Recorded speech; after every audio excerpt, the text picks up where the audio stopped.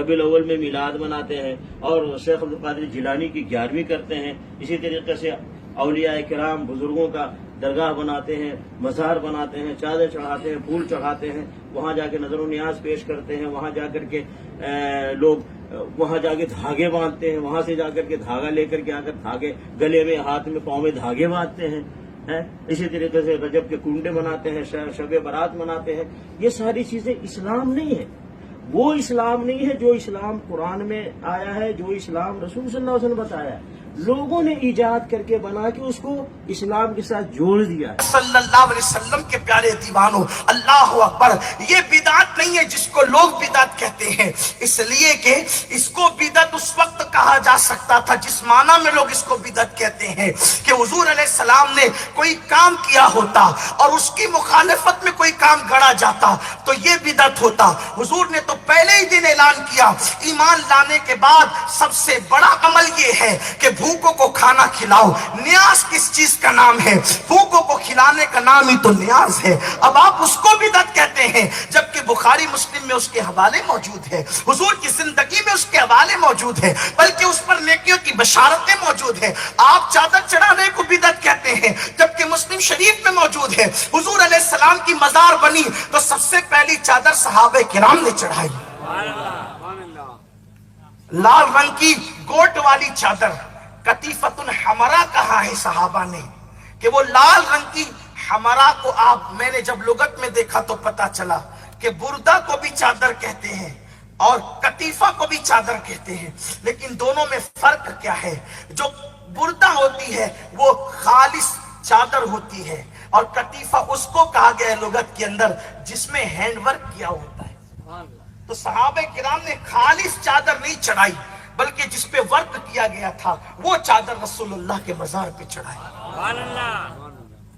آپ تو ساری زندگی چادر سے جہاد کرتے رہے، لیکن جب آپ کو نکال دیا گیا، آپ پہ فتوے آنے لگے عرب سے کفر پر، کفر کے فتوے آپ پر آنے لگے عرب سے، آپ کو ہندوستان میں مشکوک نظر سے دیکھا گیا تو جمعیت العلماء کے صدر بھی سر پہ چادر لے کر کے اجمیر معلیٰ کی گلی میں نظر آئے.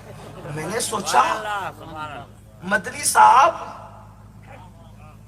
آپ چادر تو سارے آپ کے ابا دادا پر دادا سبھی تو رد کرتے تھے چادروں کا، یہ شرک ہے، غیر اللہ کی تعظیم حرام ہے اور کفر ہے.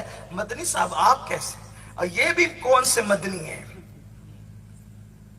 یہ مدن پورہ والے مدنی ہیں. ہاں یہ ہمارے یہاں مدینے والا مدنی ہے، یہ مدن پورے والے مدنی ہے. ٹانڈا کے رہنے والے مدن پورہ کی بستی میں رہنے سے اپنے آپ کو مدنی کہتے ہیں. شاید آپ کو اس کا علم نہیں ہوگا. ہاں ٹانڈا کے رہنے والے ہیں، مدن پورہ کی بستی میں رہنے کی بنیاد، یہ مدن پورہ کی بنیاد پر مدنی ہے. مدینے کی بنیاد پہ یہ کہاں مدنی ہو سکتے ہیں؟ اور مدنی صاحب جو مدن پورہ والے ہیں وہ سر پہ چادر لے کر نظر. ہم نے کہا مدنی صاحب آپ کب سے چادر لے کر جا رہے ہیں؟ وہ کہا کہ نہیں ہم بھی چشتی ہیں. کافی 100 سال سے کیوں لڑ رہے تھے؟ وہ فتویٰ صحیح تھا، وہ فتویٰ صحیح تھا یا یہ فتویٰ صحیح ہے؟ یا تو تم کل صحیح تھے یا تو تم آج صحیح ہو. اب بتاؤ جو قبروں میں چلے گئے ولیوں کی توہین کرتی وہ صحیح تھے یا تم صحیح ہو؟ تو پتا چلا جن کے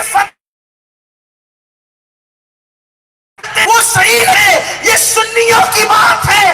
ابو بکر جو کہتے تھے آج کا سنی بھی وہی کہتا ہے. 14 صدیاں بیت گئی، سنی کی بولی نہیں بدلی، اس لیے کہ ہمارا مسلک ہے تیرے غلاموں کا نقش قدم ہے راہ خدا. یہ کیا بیٹھ سکے، وہ کیا بیٹھ سکے جو یہ سراغ لے کے چلے. لحد میں عشق رخ شاہ کا داغ لے کے چلے، اندھیری رات سنی تھی چراغ لے کے چلے.